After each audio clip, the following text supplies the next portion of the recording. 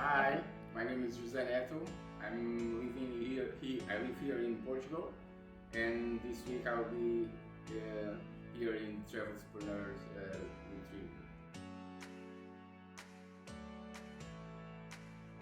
Yes, I'm here for these workshops to grow my business.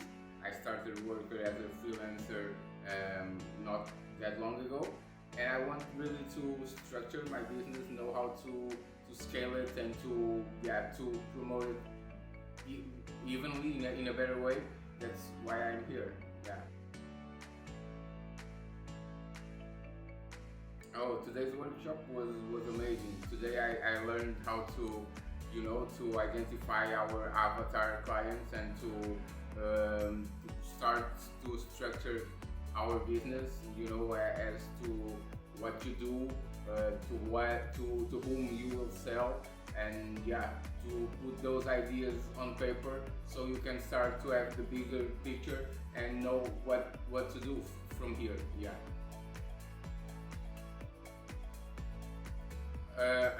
I know what I want and where I want to go, but I strive on putting those ideas on paper and to know exactly what to do to make it real.